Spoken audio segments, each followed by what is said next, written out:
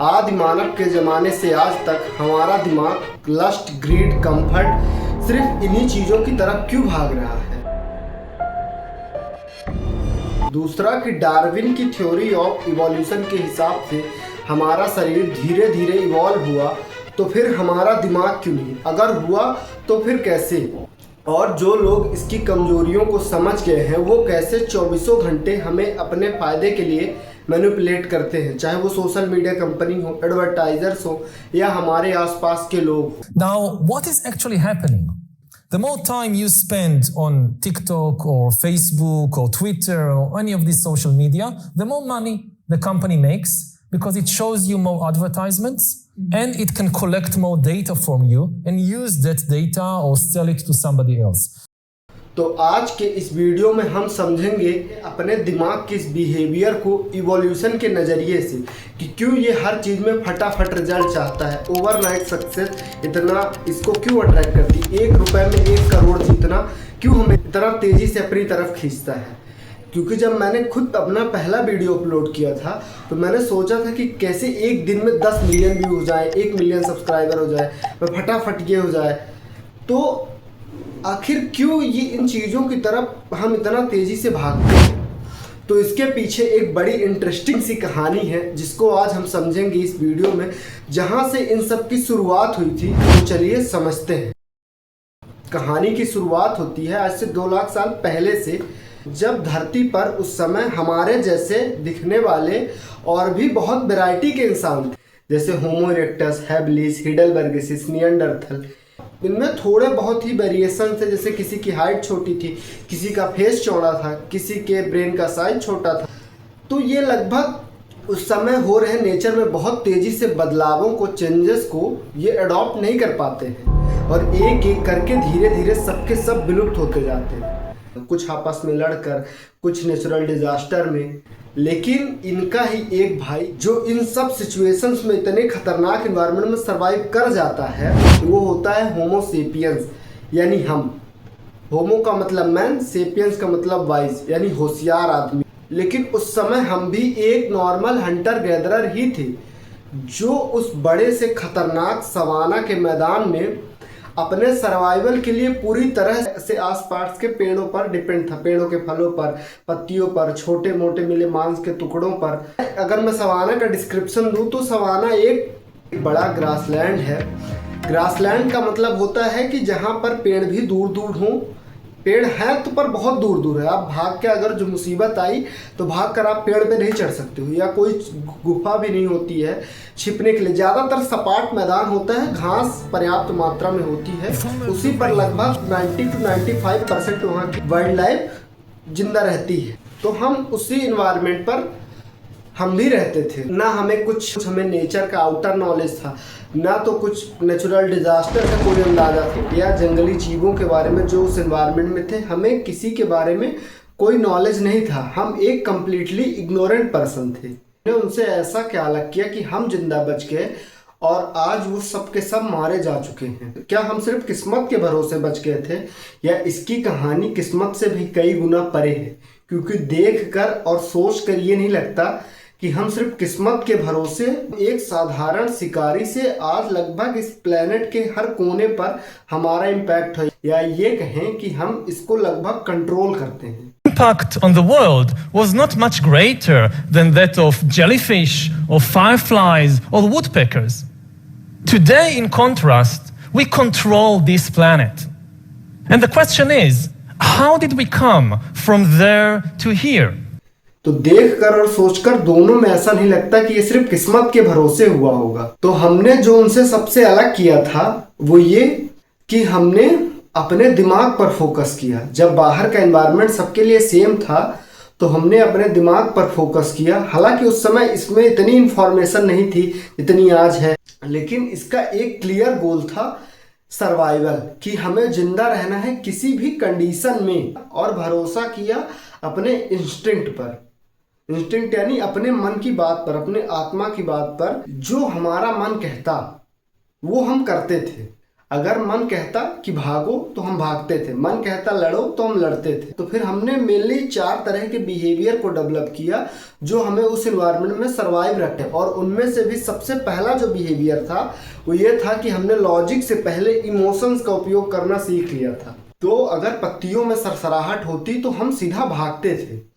हो सकता है कि कोई जानवर हो जो हमारा पीछा कर रहा हो, या कोई ग्रुप हो जो हमें जस्ट मारने वाला हो, कोई टाइगर अटैक करने वाला हो, या कोई जहरीला सांप हो सकता है। तो हम सीधा जो हमारे इमोशंस कहते, अगर कहते भागो तो हम सीधा भागते थे।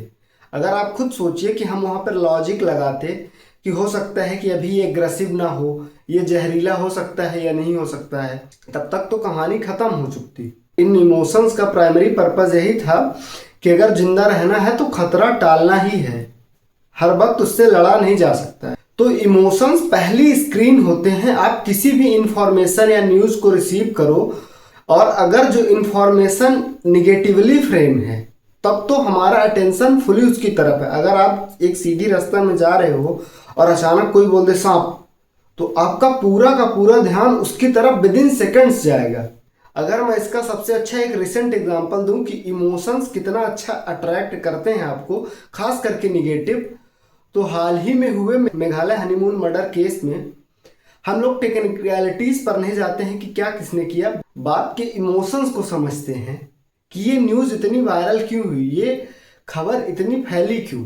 जिस दायरे पर यह घटना हुई है वो एक शादी के बाद का इवेंट है, तो लगभग लोग शादी करते ही हैं।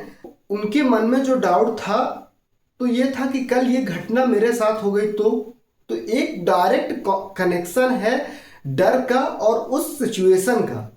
सर, मैं ऐसे ही 1-2 मामलों पर आपसे बात करना चाहता हूं, जो कि हाल के दिनों में बहुत चर्चा में रही हैं, और इन घटनाओं ने लड़कों को बहुत डरा दिया है। अच्छा, तुम डरे हो? हम बताओ क्या डर है?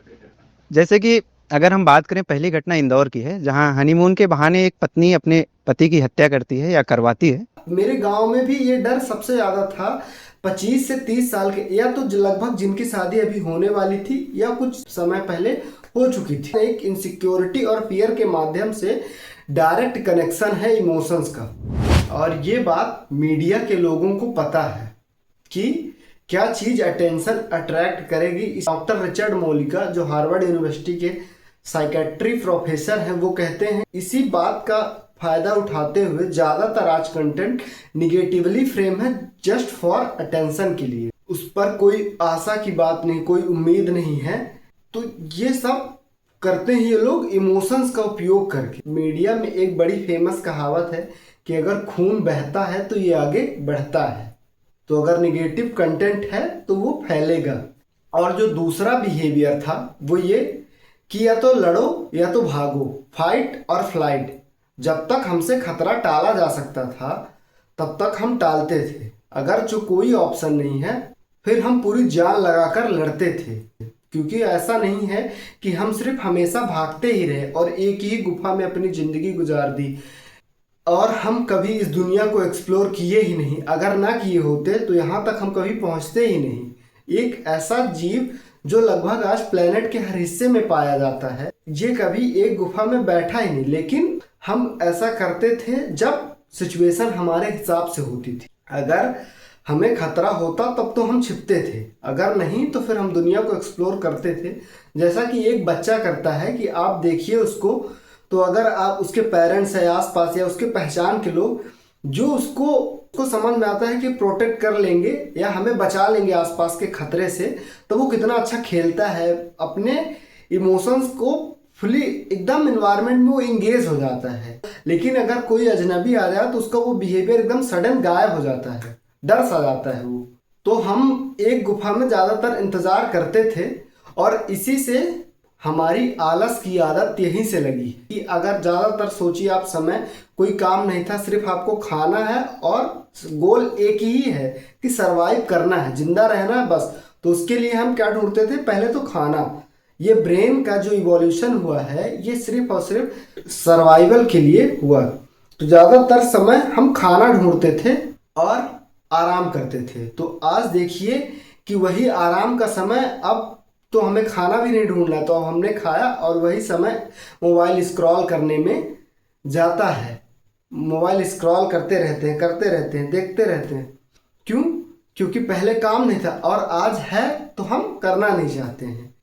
और जब हमें खाना मिलता तो हम भरपेट खाते, जितना हमसे खाया जाता, भले भूख नहीं है फिर भी जितना हमसे खाया जाता हम खाते, क्योंकि हमें इनसिक्योरिटी थी कि बगैर जो हमने ये फल नहीं खाए तो आसपास के बगल के बंदर हैं, चिंपैंजी हैं, बबून्स हैं, ये सब के सब अगर आपने एक रात देखा फल और सोचा कि कल खाएंगे तो अगली सुबह तक तो सब साफ। तो आज भी हमारी वही आदत है कि अगर आप आइसक्रीम बाजार से लाओ और फ्रिज में रख दो, अगर हमारी पहुंच में है वो चीज़ तो हम उसको कितना तेजी से खाने की कोशिश करते हैं और ज़्यादातर खाते ही हैं कि लगभग कोई खा न ले आके। एक इनसिक्योरिटी मन में, एक फियर रहता है कि कोई देख न ले, और जितना खाया जाता है हम उतना खाते ही, भले मन हो या ना हो, बट इनसिक्योरिटी तो है। स्लॉथ का बिहेवियर, आलस का बिहेवियर हमारे दिमाग में फिक्स हो चुका है। ऐसा नहीं कि बदला नहीं जा सकता, पर फिक्स हो चुका है। इसीलिए आप देखिए कि भले ही चेंजेस से, हैबिट चेंजेस से बहुत सारे अच्छी अपॉर्चुनिटीज़ पैदा करता है अगर आप हैबिट्स में अपने सुधार करें। जैसे मैं अपना बताऊं तो जब तक मैं पढ़ता नहीं था, भले ही मोबाइल देखता, कुछ भी करता, लेकिन मैं बदलना नहीं चाहता था। मुझे लगता कि अरे यार ज़िंदगी तो चली जाएगी, किसानी तो हम लोग कर ही लेंगे। ज़्यादातर मैं टाइम मोबाइल स्क्रॉल करता, देखता रहता।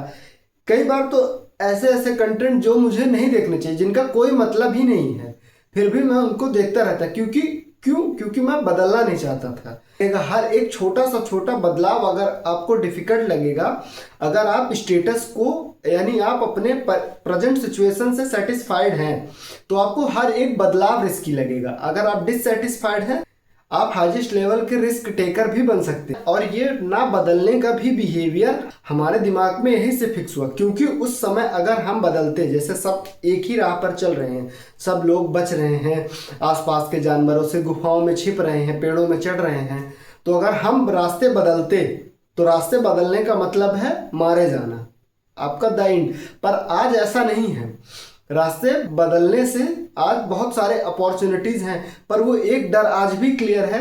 हो सकता है कि वो डर आज डेथ का ना हो, पर वो फेलियर का है, और उस समय फेलियर का मतलब होता था डेथ। और इस डर ने उस समय ज़िंदगी बचाई थी, बिल्कुल 100% बचाई थी। पर आज यही डर, अब जब हम इसकी ज़रूरत नहीं है फिर भी हम लगातार डरते हैं। तो अगर आपको रिस्क टेकर बनना है तो चेंजेस तो करने होंगे, और आज ये इतना डिफ़िकल्ट भी नहीं है जितना पहले था। तो मैं खुद जब तक थोड़े बहुत मैंने चेंजेस किए हैं तो मैं ये वीडियो बना रहा हूँ। और आपका पूरा का पूरा अस्तित्व जब खतरे में है तो फिर डरना तो बनता है, लेकिन आज बिना अस्तित्व के खतरे के भी वो डर बराबर है। शायद कम होना चाहिए, ये नहीं कि ये नहीं होना चाहिए, पर कम होना चाहिए। और जो हमने उनसे अलग किया, ज़्यादातर जो हमारे ग्रुप के मेंबर थे, जो हमारे कजिन्स थे, वो मारे जा रहे थे क्योंकि वो सबके सब एक अलग फाइट कर रहे थे, मतलब अलग अलग लड़ रहे थे। जो हमारा सबसे बड़ा एक उनसे बेनिफिट था वो ये, हम लोग कलेक्टिव वे में सर्वाइव कर रहे थे, सबके साथ मिलकर। हम एक ही गोल के लिए लड़ रहे थे, तो हम लोग सब साथ मिलकर लड़ते थे। और अगर इस बार कोई हमारे ग्रुप का मेंबर मारा गया तो हम सिचुएशंस को, अगर होमो सेपियंस के सक्सेस का जो एक सबसे बड़ा प्राइमरी फैक्टर है वो ये था कि हम पिछली गलतियों से सीखते थे। अगर इस बार उस जानवर ने हमला किया है, टाइगर ने, और वो हो सकता है कि ना मारा गया हो और उसने एक हमारे साथी को मार दिया, उस सिचुएशंस को एनालाइज करते थे कि आखिर इसका रीज़न क्या है। हो सकता है अगर ये पत्थर नुकीला होता तो ज़्यादा वार करता, ज़्यादा गहरा घाव करता, और वो शायद सामने वाला जीव मारा जाता और हमारा साथी बच जाता। तो हम उन सिचुएशंस को एनालाइज करते थे कि आखिर अगर हम 10 लोग लड़ते तो क्या होता। 4 तो लड़े थे, पर 10 लड़ते तो शायद बच जाते। तो हम एक कलेक्टिव वे में लड़ाई करते थे, और इसी से हमारा डेवलप हुआ तीसरा बिहेवियर। कलेक्टिव वे में लड़ने के लिए क्या चाहिए आपको? साथ चाहिए अपने आसपास के लोगों का। पर किस पर भरोसा किया जाए, ये भी तो एक सबसे बड़ी समस्या है ना। आपको कुछ उस समय बिहेवियर के बारे में पता है ना, पता है कि ये आदमी जिस पर आप भरोसा कर रहे हो, क्या पता ये दूसरे ग्रुप को जाके ये बता दे कि सामने वाला ग्रुप कमज़ोर है और आप सो रहे हो रात को गुफा में, तो पूरा ग्रुप हमला कर दे और हम सबके सब मारे जाते, तो किस पर भरोसा करें? ये भी तो समस्या थी। कौन सी बेरी फल खाएं हम जो जहरीले ना हो? बिना मौत का खतरा लिए हम ये सब चीज़ें कैसे एनालाइज करते थे? इन सब चीज़ों को हम देख के एनालाइज करते थे, तो हम चीज़ों को देख कर अंदाज़ा लगाने लगे थे कि ठीक है, अगर इस पर्सन की बॉडी लैंग्वेज सस्पेक्टिव है तो इस पर भरोसा नहीं किया जा सकता है। अगर ये फल हरा है या लाल है या इसका कलर कुछ डिफरेंट है जो हमने नहीं देखा है, तो हो सकता है ये खतरा हो।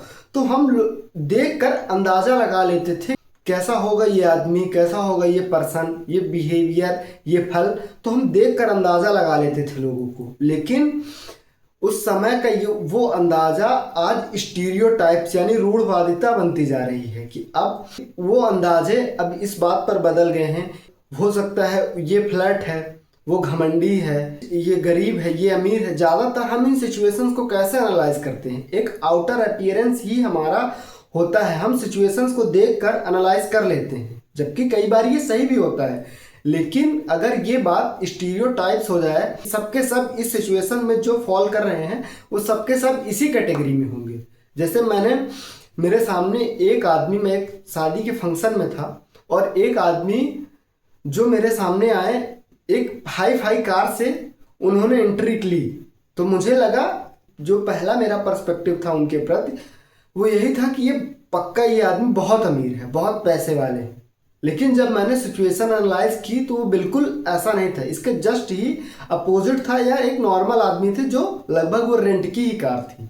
और सर्वाइवल का सबसे अच्छा चांस क्या होता कि हम ज़्यादा से ज़्यादा रिप्रोड्यूस करने की कोशिश करते, वो भी मैक्सिमम नंबर ऑफ पार्टनर के साथ। तो आज भी वो हैबिट्स यहीं से हैं और आज भी वो इनसिक्योरिटी लगभग बनी हुई है। आप खुद देख रहे हो कि कैसा एनवायरनमेंट है। और चौथा बिहेवियर था हमारा गप्पे लड़ाना। आपको लग रहा होगा गप्पे लड़ाने से कैसे उस समय लाइफ कैसे जिंदा हम बचे होंगे। गप्पे लड़ाने का क्या रोल था हमारे सर्वाइवल में? तो इसका रोल था आपस की मतलब सीक्रेट्स को बाहर लाने के लिए कि क्या अगले ग्रुप में क्या चल रहा है। जैसा आज हम ऑफिस में करते हैं कि अगला ग्रुप कौन सा प्रोजेक्ट बना रहा है और अगली सेम ब्रांच में अगला आदमी क्या कर रहा है, उसकी दोस्ती कैसी है। लगभग हम इस तरह की बातें करते हैं। तो उससे हम क्या जानने की कोशिश करते हैं, सीक्रेट्स के अंदर चल क्या रहा है आखिर। कई बार हम इसके लिए गेस भी करते हैं। तो जो गॉसिप के दो मेन पिलर होते हैं वो होता है एम्पैथी और माइंड रीडिंग। पहले हम एम्पैथी देते हैं कि अरे यार बेचारे के साथ ऐसा गलत हो गया, फिर हम ऐसा उसके माइंड को रीड करने की कोशिश करते हैं, क्या पता इसका मे बी ब्रेकअप हो सकता है, एग्जाम का फेलियर हो सकता है, या कुछ दोस्त से लड़ाई के कारण या पार्टनर से लड़ाई के कारण ऐसा हुआ होगा। हम ऐसा गेस करते हैं कि शायद बॉस ने इसको डांटा हो, टीचर ने कुछ कहा हो। तो ये सब गेसिंग है और इसके पीछे का पर्पस क्या है, सीक्रेट्स को पता करना, बात के अंदर की बात को पता लगाना कि आखिर चल क्या रहा है। तो उस समय ये करके हम जान बचाते थे कि अगले ग्रुप पर क्या चल रहा है। हो सकता है कि वो नई टैक्टिस अपना रहा हो हमें मारने के लिए, दूसरे ग्रुप की राइवलरी हो उससे और वो हमें मारने के लिए प्लानिंग कर रहा हो। तो हम उन बातों को सुनते और ना कि डायरेक्ट। अगर आप डायरेक्ट सुनो कि उस ग्रुप ने हमला किया और आप उसको बता दो तो हो सकता है कि आप मारे जाओ। पर हम गॉसिप हमेशा थर्ड पार्टी के थ्रू होती है, जो तो ना पर्सन उस सिचुएशन में इन्वॉल्व रहता है ना तो दोनों पर्सन के बीच नहीं रहती, वो एक तीसरे पार्टी से कनेक्टेड रहती है।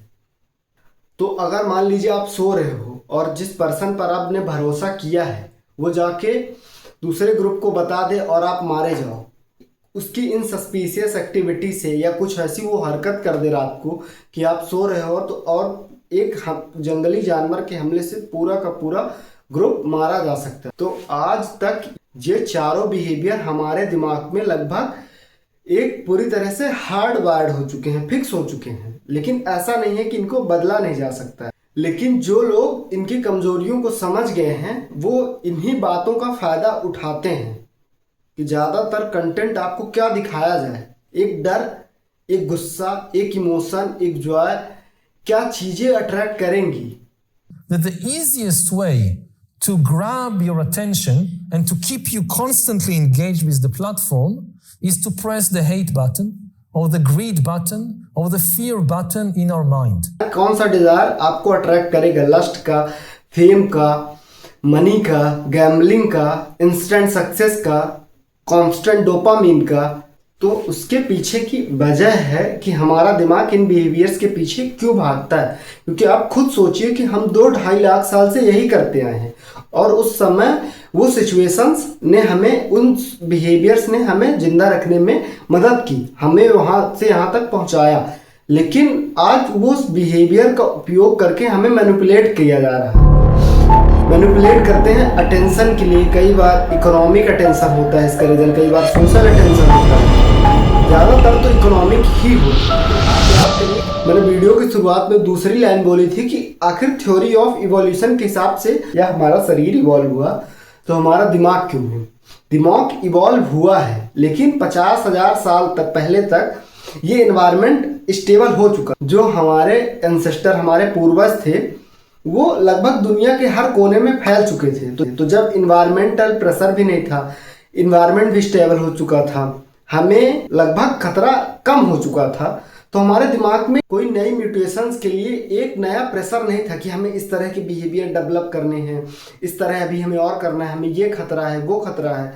तो हमारा दिमाग लगभग उस सिचुएशन में स्टेबल हो चुका था, वो फिक्स हो चुका था। जब से खेती बाड़ी का आविष्कार हुआ है उसके बाद पॉपुलेशन कंसंट्रेशन लगभग एग्रीकल्चर के इन्वेंशन के बाद ही शुरू हुआ है।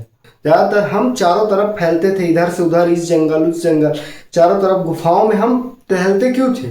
खाने के लिए। और जब हमने एग्रीकल्चर का इन्वेंशन कर लिया और एक ही जगह पर 10,000, 20,000, 1 लाख लोगों को खाना दिया जा सकता है, तो क्या होना शुरू हुआ गया? Population concentration. लोग एक जगह पर, जब उनके पास खाना है, रहने के लिए जगह है, पर पॉपुलेशन कंसंट्रेशन होना शुरू हो गया।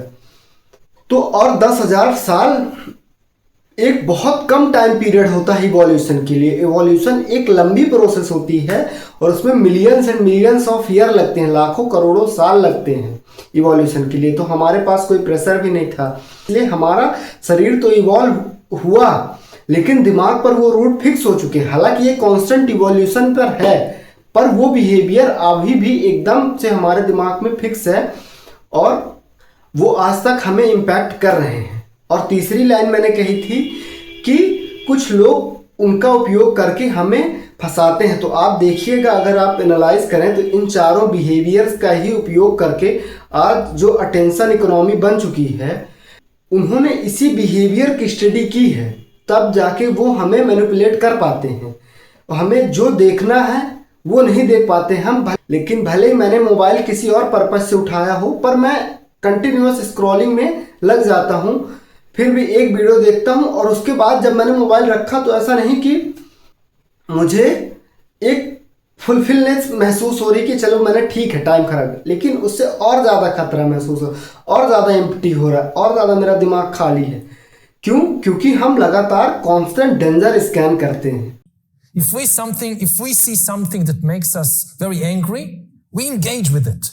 We can't look away. If we see something that scares us, we can't look away.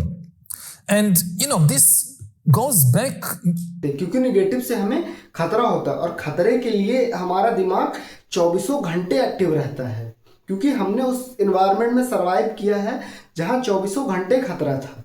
तो हम अपने दिमाग को कांस्टेंट स्कैन पर रखते थे। तो आज हम वही कर रहे हैं स्क्रॉलिंग में। एक पर्सनल स्पेसिफिक एग्जांपल दूं इसका, तो आप देखिए कि मार्क जकरबर्ग जो आज इस इंडस्ट्री के सबसे बड़े नाम हैं, उन्होंने कंप्यूटर साइंस की तो पढ़ाई की ही है, लेकिन साइकोलॉजी की भी पढ़ाई की है कि दिमाग का आखिर बिहेवियर काम कैसे करता है, उसके पीछे का रीजंस क्या है, क्या बिहेवियर इसको इम्पैक्ट करेंगे।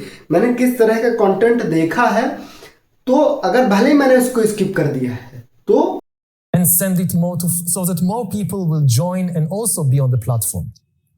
Now the algorithms experimented on millions of human beings and they discovered अगली बार मैं क्या देख सकता हूं, ये एल्गोरिदम को लाखों करोड़ों लोगों पर एनालाइज करके उस एल्गोरिदम को बनाया गया है तब जाके वो इतना एग्जैक्ट गेसिंग कर पाता है कि ये पर्सन क्या देखेगा क्या नहीं देखेगा। कई बार तो मुझे खुद सरप्राइज होता है कि इतना एग्जैक्ट कंटेंट ऐसे आखिर ये लाता कहाँ से है। पहली चीज तो ऐसा नहीं कि इसको कंट्रोल नहीं किया जा सकता, कंट्रोल किया जा सकता है लेकिन अवेयरनेस से। तो पहले हम इसको एक्सेप्ट करें कि हम जंगलों से इवॉल्व होकर आए हैं और हमने इसी तरह के बिहेवियर को डेवलप किया था सर्वाइवल के लिए, जिंदा रहने के लिए। लेकिन आज उस बिहेवियर का कोई हमसे ज़्यादा हमारे ऊपर कंट्रोल कर रहा है उन्हीं का इस्तेमाल करके। ये हमारा दिमाग इन सब सिचुएशन के लिए, इन सब डिजायर्स के लिए भागता इसलिए है क्योंकि हम उस एनवायरनमेंट से आए हैं और इसका भागना एकदम नेचुरल है। तो पहली चीज़ तो हम अपने आप को एक्सेप्टेंस दें कि ठीक है हमारा दिमाग भागेगा, तो आप इसको ज़बरदस्ती कंट्रोल करने के बजाय हम ये बात समझें क्योंकि अगर ये नहीं भागा होता तो जिंदा नहीं बचा होता। लेकिन आज हमें ऐसा करने की ज़रूरत नहीं है। क्योंकि दुनिया बदल चुकी है पर इंसान का बिहेवियर आज भी जंगलों जैसा ही है। तो वीडियो के अंत में मैं इतना ही कहना चाहूँगा कि अगर आपको मैं यहाँ तक देखने के लिए ला पाया वहाँ से तो बहुत बहुत धन्यवाद।